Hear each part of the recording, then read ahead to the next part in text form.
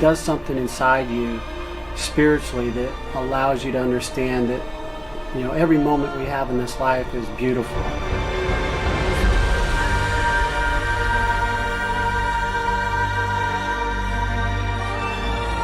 You're a traitor to your people! And you're the devil. You kill innocent people. There's no innocent people!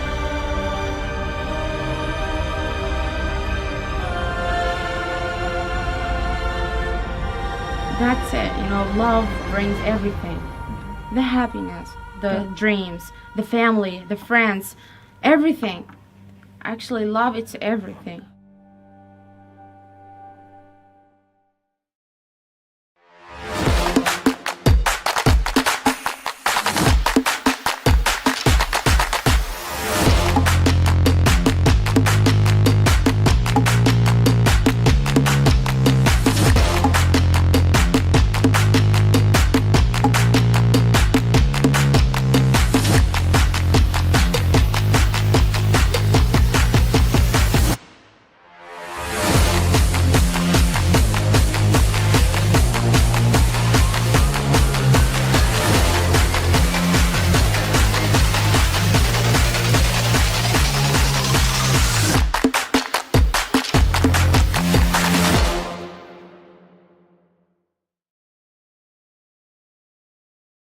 Your dad had a dog while he was living on the property.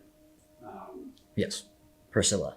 Can you tell me what happened with that dog after he was killed? Yeah. So they had their investigation period. I think it was like 3 or 4 days, something like that, before we could go back on the property. And my brother and I went back on the property, started getting my dad's things together and storing them in a safe location until we could get a storage unit and get all of my siblings up here from Tennessee to go through it together, you know. And he was a minimalist, so there wasn't a lot of stuff. But we were outside smoking a cigarette and we heard a whine. And my brother, Arliss, was like, well, did you hear that? And no, what do you know? And he's like, it's coming from this way. And I was like, okay, you know, should I grab my gun? And he's, no, let's just go check it out. It's like, all right. So we went over there and Priscilla was sitting in a kennel, not like a small kennel, but like maybe 5 foot by 5 foot kennel. Yeah. And she was sitting in there. She just super skinny, hair looking ratty, and there was water that was frozen. There was no food, and we got her out and got her some food and water and everything. But I just could not believe that that dog had sat out there for 4 days with no care. I was very upset, I guess, and I just really wish I would have thought to take pictures before I got her out, but my first instinct was just to, you know, open the cage and get her out, you know, get her some food. And after we got her settled in and eaten something, that's when my wife was like, you should have taken a picture and got a timestamp. And I was like, oh, yeah, I should have. I've got some secrets that I gotta keep. Yeah, there's emotion swirling underneath. It doesn't seem daylight. We're feeling something. I've got a question burning through my mind. The only one that leaves me terrified. I've asked myself about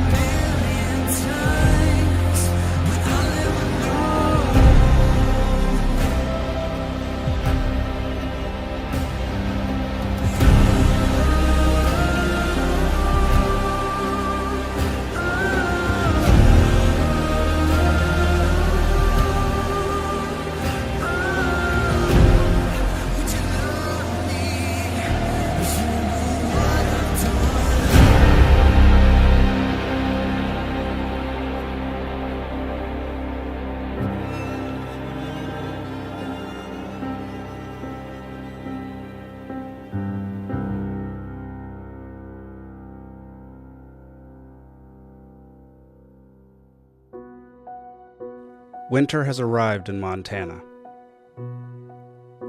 While this season is arguably the most beautiful time of year, it can also be very harsh. The days are short, the cold and the wind make even simple tasks more difficult. But that doesn't stop Montanans from doing what needs to be done.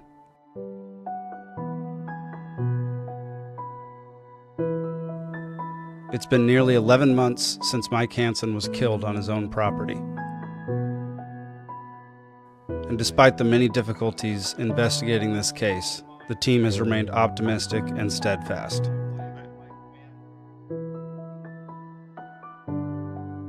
But now the biggest legal hurdle has arrived: submitting a petition to summon a grand jury.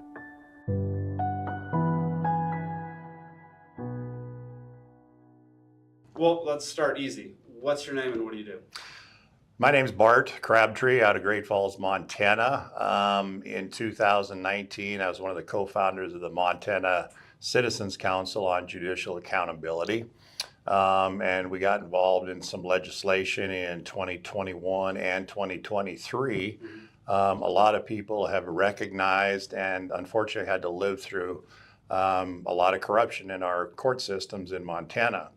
And that's what we're doing. We're going after legislation to open the eyes of the public about what's going on, how innocent people are harmed by our courts, how our servants in our judiciary are failed to be held accountable for actions that they should be held accountable for. Myself and our board decided to start looking into grand jury. Grand jury belongs to we the people. It's actually our sword and shield against corrupt government, whether it's the executive branch, the legislative branch, or the judiciary. In this case, it has to be the judiciary. So we started pushing the grand jury issue, and of course it met with a lot of blowback, which really paints a pretty picture. Why are they so adamantly opposed to grand jury? It's because they know it's going to hold them accountable. So that's where we are now. For the first time ever, a former president has been indicted by a grand jury. This week, a grand jury could be asked to hand up an indictment. The decision was made by a grand jury yesterday. A federal grand jury. Grand jury? Grand jury. Grand jury. A grand jury is a different thing. Can you explain to people what a grand jury is? Yeah, all states have grand jury. First of all, you have your federal grand jury system, and you also have your state grand jury system. In my opinion, the federal grand jury system is a total sham. We've all heard the saying, you can indict a ham sandwich. That's because at the federal level, a grand jury is controlled and manipulated by the prosecutor. They only have to bring evidence that's going to indict somebody, okay?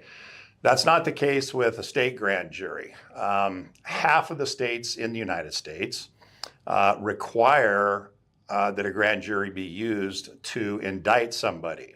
Once a person is indicted by a state grand jury, that's when the prosecutor and the judge have to bring formal charges to actually take this person or persons to trial for a criminal act, okay?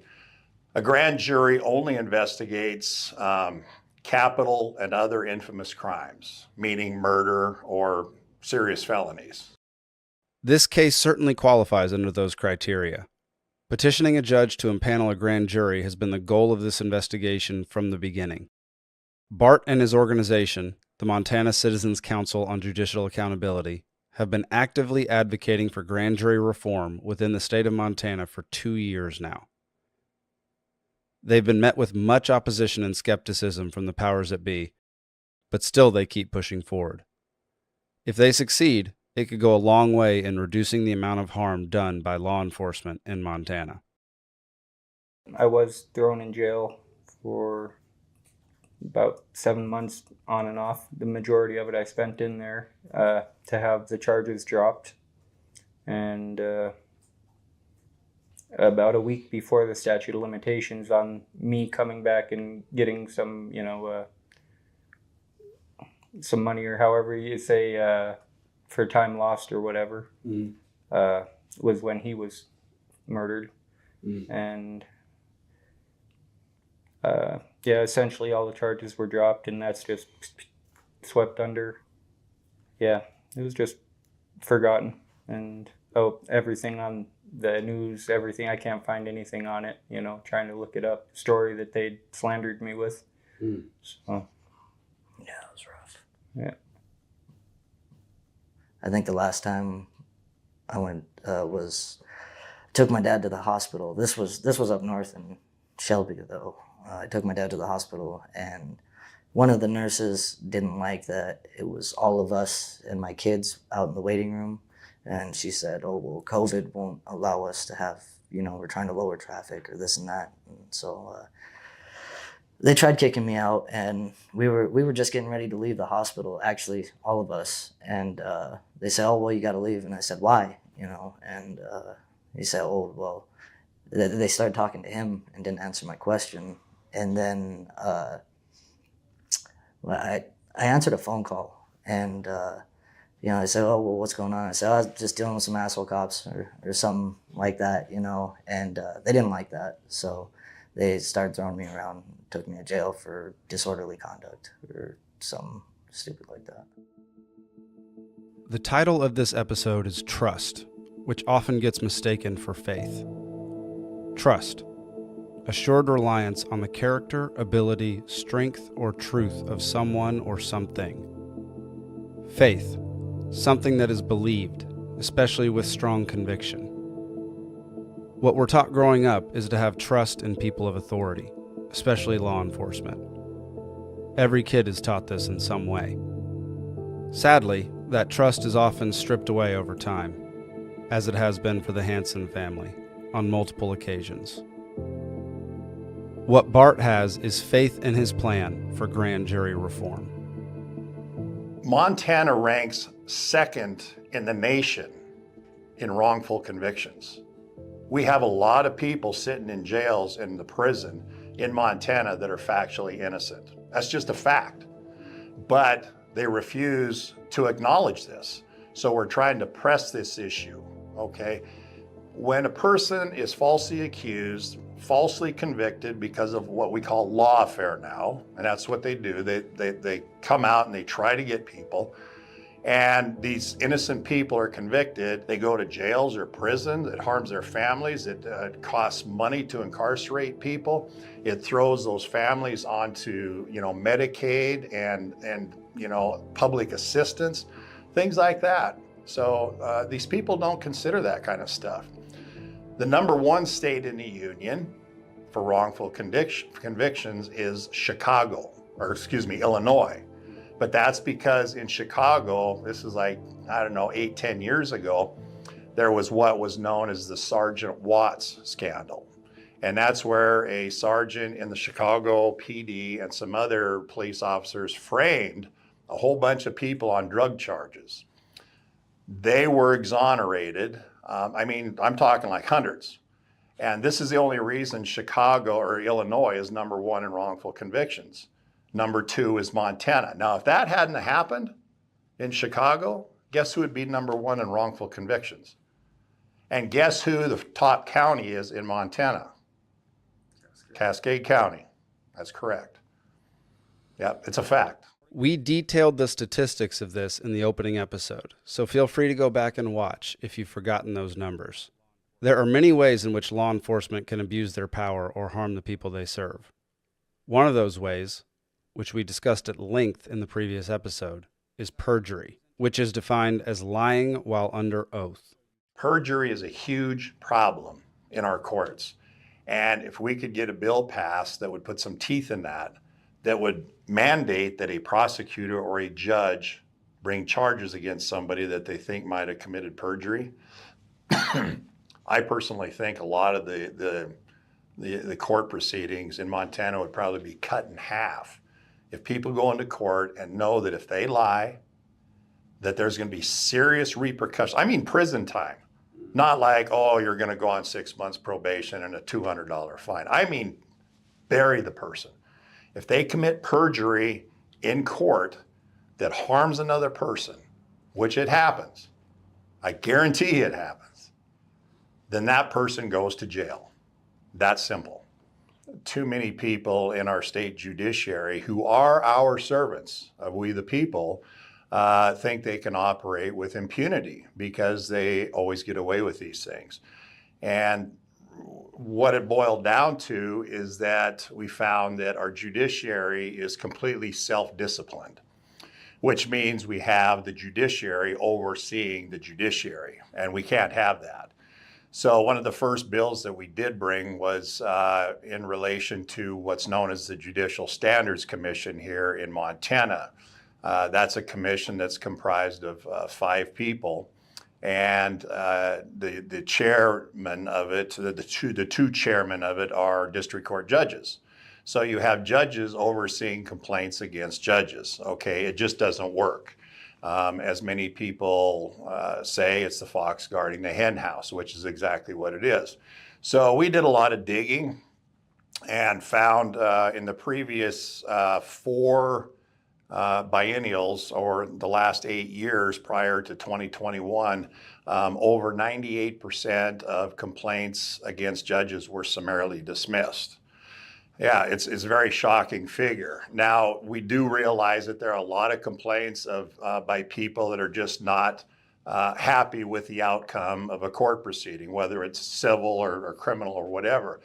But as we got to digging, we found that there were a number of complaints that were very serious, and they were not dealt with in the fashion that we, the people, expect it to be. And a lot of it was just being swept under the rug. It happens time and time again across the United States and around the globe. A civilian has a valid grievance about a legal predicament in which they find themselves, but they are denied any right to recourse and are often completely ignored in their plea to be heard. As far as Jesse Slaughter, yeah, I had a little run-in with him, and it wasn't good at all. What instigated that? So my daughter at the time was, I don't know, like 2 years old, or a year and a half, something like that. We were having a barbecue. All of our neighbors in the apartment were out and, enjoying the sunshine. She was standing out on the front steps of the apartment building. And they said it was cold and she wasn't wearing any clothes, or, whatever his reasoning for.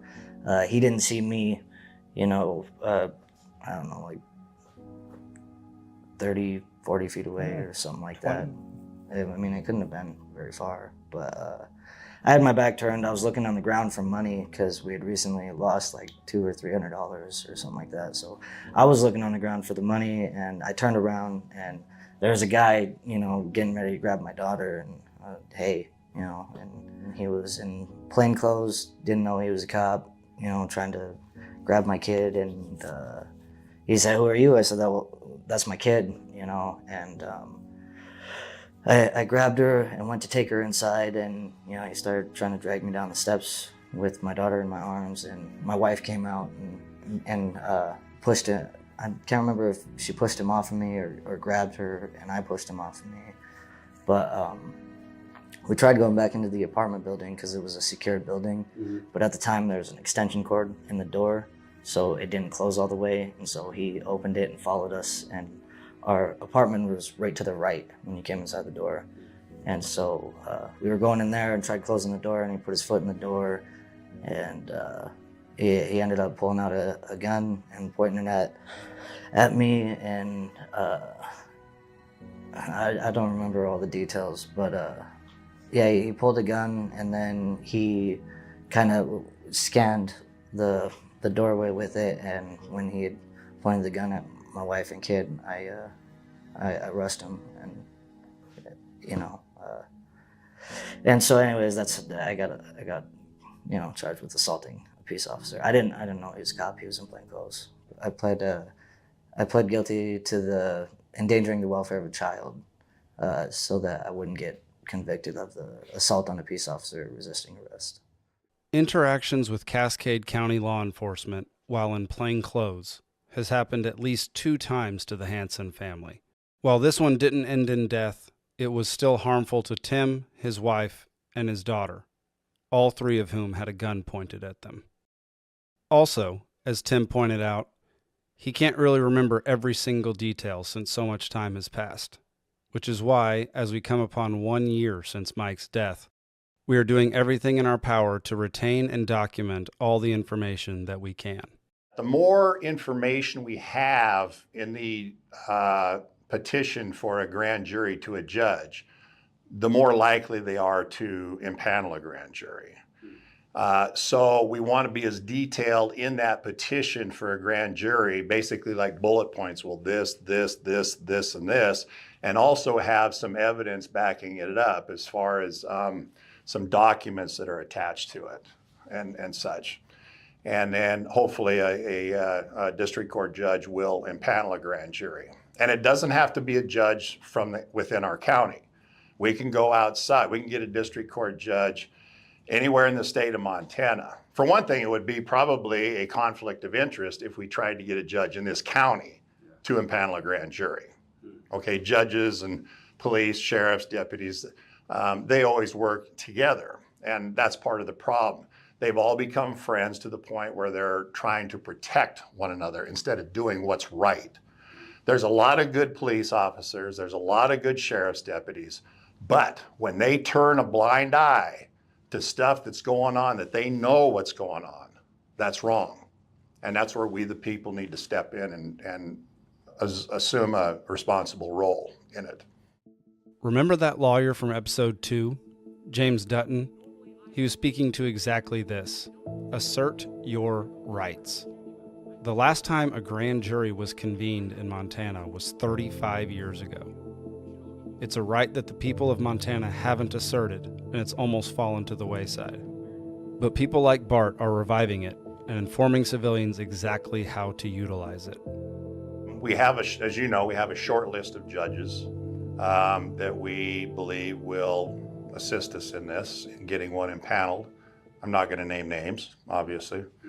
You can't even beat it out of me. We'll try after this. Okay. But in the event that it is rejected, which we don't think it will be, we can file what's known as a writ of mandamus or a writ of mandamus, one of the two. That would go to the Supreme Court, this writ of mandamus, where the Supreme Court would override the district court judge and say, no, there is more than enough evidence here. These people have a right to a grand jury. I have no hope in our Supreme Court now doing that. A little research for anybody that's viewing this podcast. You can go back in 1972 was our constitutional convention. In 73 is when the grand jury thing was amended. In 74, Robert Woodall, who was the attorney general there, he was investigating a fraud and abuse in our workman's comp system. And he filed for mind you, this was the attorney general of the state of Montana, filed for a grand jury to be impaneled to help his office investigate this fraud in the workman's comp. The two judges in Lewis and Clark County denied him. So he filed a writ to the Supreme Court. And the Supreme Court at that time was very honorable. And they came back with a blistering rebuke of those two judges. And you should read it for yourself. But in essence, what they said is that all the reasoning these two district court judges had was wanting. It wasn't based on legal basis. So the Supreme Court allowed Woodall to go ahead with a grand jury. People were indicted, they were convicted, sent to prison for fraud in workman's comp. You know, we have a lot of good judges in Montana. But again, getting back to what I commented about the sheriff's department or the police, if you know something bad is going on and you're not doing anything to help rectify it, you're just as culpable. And that's what's happening. I was telling someone in my office just today that I would love to say that our system is this perfect system where the good guy always wins, and the Matlock Perry Mason, oh, you got me, I would have got away with it if it wasn't for you kids. That's just not the way our system works, unfortunately. The more that you peel back the curtain, the more you see the Wizard of Oz. It's much less fair, much less justice driven than we all sort of think it is. It's almost like the dollar has value because we all think it does, not because it actually does. That said, I've done a lot of international law, a lot of international criminal law, Central Europe, Eastern Europe, the British system in islands, and our system is still better than theirs. So it's not perfect, but at least we're trying to give the defendant a fair shot. And it depends on your state, on where the bias is. Even though, according to Dutton, our legal system is one of the best in the world, there still is massive room for improvement. Anyone who has ever set foot in a courtroom, whether guilty or innocent, knows this to be a fact. It's often inefficient and frustrating, and while change doesn't happen overnight, it does happen. It just takes a while, and patience is needed. Here in Montana, like I said, about half the states use grand jury solely to charge somebody with a crime. The other half, like Montana, use what they call information and affidavit for leave, something like that. I'm paraphrasing. And what the problem is there is you can literally have one police officer or sheriff's deputy take his report to the county attorney's office and have one deputy county attorney submit a request to the judge to have a person charged. So you literally have only two people that can have a single individual charged with a serious crime. And once that occurs, that can destroy a person's reputation. It can destroy their lives. It can destroy their livelihoods. All kinds of things, a fallout from it. This is why a grand jury is important. All a grand jury does is investigate, okay? They don't charge people with a crime. But once here in Montana, a grand jury consists of 11 people, and it takes 8 of those 11 to indict somebody, okay? Once a person is indicted, that indictment goes to the judge, and the judge has to sign a warrant for the arrest, and that officially charges a person. And then that person is tried in a regular trial that we're all used to, okay? So the grand jury, once they're impaneled, that's the key thing, is once they're impaneled, they're the pinnacle of law enforcement in the county. The prosecutors and the judge answer to them. They are the top law dog in the county. They do the investigating. If they need to have a witness come in, they have the sheriff's deputies issue a subpoena and go subpoena this person or that person. Or if they want evidence like computers or whatever brought in, they can have that issued as well. So the sheriff's department and the judge and prosecutor basically are at the grand jury's beck and call. When that happens, if the grand jury, let's say in this case, is investigating the sheriff's department, how does that work if the sheriff's department is supposed to be at their beck and call? Well, they'd be mandated by law. If a grand jury wants them to serve a warrant for something, they would be obligated to do so. And if they refuse to, guess who could be the next one in line for a grand jury indictment or investigation? So it would be pretty silly of them to play politics and not do this. While that scenario isn't the ideal scenario, it's certainly better than the fox guarding the hen house. Accountability within government is a necessity for it to be fair and efficient, and that accountability has to be enforced by we, the people. Personally, I think the biggest problem we have is educating the public on these things. Learn the Constitution. Learn the basic civics of our government. I mean, it's unbelievable how ignorant people are out there because they've never spent time. Here we are, a free society. We have all this power and we the people, and they don't give a damn, you know? And I'm just as culpable. I was this way 10 years ago. I was so busy with work and life and everything. Unless it's happened to you or your family, you don't even think about this stuff, okay? So educating even our legislators on this stuff, like the grand jury we brought, that legislative referendum to get it on the ballot, didn't even make it out of the House Judiciary because members of our judiciary came in there and testified in person, untruthfully, I might say. But it's important that we get the people, especially our representatives, educated on this stuff. What is grand jury? What is a conviction integrity unit? All this stuff. People need to get back to basic civics in our Constitution. We the people are the masters. The people in our government are the servants. But somehow that's gotten flipped on its head and people have come to accept that. But we don't have to. This is where grand jury comes in. You and I have the right, the constitutional right, to a grand jury. So why does it take a group of citizens to come along, research this, and start doing something about it?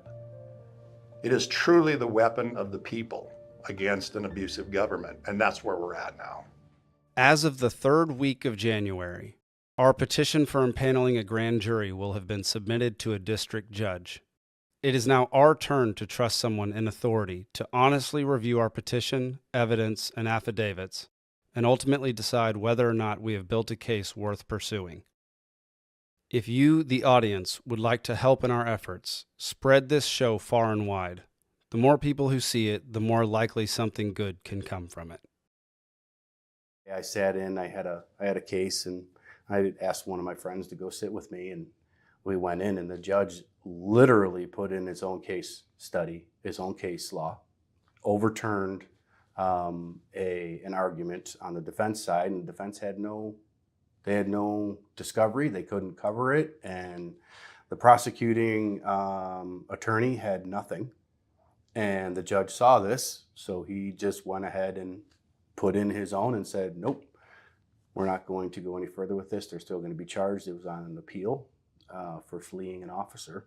And I'm like, okay, we've got a serious problem here in Great Falls, Montana somehow. So, and that kind of led us down these rabbit holes that we've been going down and finding out what's really been happening here. Any municipality, anywhere you live, there's likely going to be some sort of corruption. You just have to start looking. Sometimes it's going to be hard, but if you look enough, you'll find something eventually. And I think it's just so astonishing when me just starting to look, there was just so many questions that I had.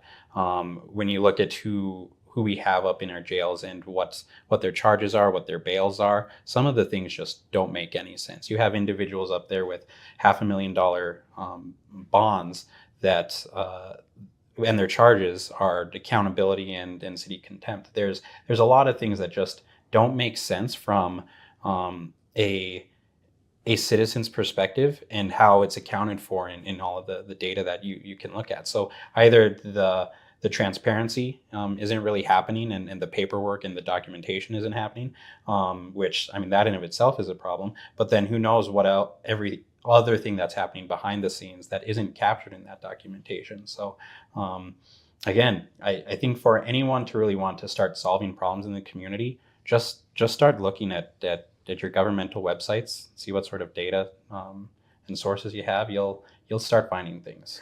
I don't really trust the police, and I really don't feel like they're looking out for me every time that I deal with them. And majority of the time I end up getting thrown around or, taken to jail or tried with some stupid. That's just basic human nature. If you feel wronged by something or someone, trust will begin to erode. If it happens repetitively, it might dissolve altogether. The importance of those in authority treating citizens respectfully cannot be overstated. But sadly, that's not always the way things go. And Mike Hanson paid the ultimate price. When you look at some of the photographs from the autopsy, the audio recording of the incident itself, it really raises your eyebrows and things just don't add up. And we the people have the right, the constitutional right, to address this through a grand jury if we so choose, okay? Even if we only think something is going on, we have a right to impanel a grand jury. So, but we feel there's a lot more evidence as to that more did happen there than what's been addressed so far. And in that incident on February 23rd, it's very clear that Mr. Hanson, on 5 different occasions, told Deputy Try, come back when you get your warrant. He was well within his right. That's when he turned around to walk away, and that's when things just blew up. Okay. And it's a shame that all this happened over a bag of cat food, like Kevin said. I mean, a man is dead because of it, and it's really sad. Yeah. So. We've spoken a lot about trust today. It's not a secret that Mike Hanson didn't trust law enforcement. But one thing he did have was faith. He was an ordained minister. His Bible is well worn from decades of use and is now cherished by his family. He filled notebooks with verses from that Bible to help guide him in his life. No one in this world is perfect, for all have sinned and fall short of the glory of God. But these items are little bits of evidence that he was consistently trying to improve, and that's an admirable trait. It's a lesson we've taken to heart, and it's something that we should not only expect, but demand from people in authority. Honestly, people need to get involved. We've had too much apathy with our citizens. We need to take back control of our government is what we have to do. Yeah. So personally, what happened to me, things were going great back until, I guess it was 2016, and I was falsely accused of something, and something I never did. And they charged me with it, even though the police detective, one police officer accused me of it, went to the county attorney's office, one deputy county attorney. Those two people had me charged with the crime. I never hired a lawyer. I didn't see any need to because I figured we go into trial, everybody's going to be honest and above board. It's not true. I sat there during that trial in awe of the lies that were going on. They knew it. They knew what was going on. I ended up getting convicted, and I spent 7 months in jail and 10 months at a pre-release center for something I never did. And this is what started this whole crusade. And there's a lot of people out there that have been hurt by this stuff. And I'm not going to stop. So that's my personal story, my personal testimony. Cascade Effect is brought to you by Peaceful Sea Network. Theme song by Jay Denton and Hannah Parrott. Special thanks to Kevin Leatherbarrow, Tony Rosales, Tim Hanson, Arliss Hanson, Bart Crabtree, the Cascade County Libertarian Party, and the Montana Citizens Council on Judicial Accountability. Copyright 2024, all rights reserved.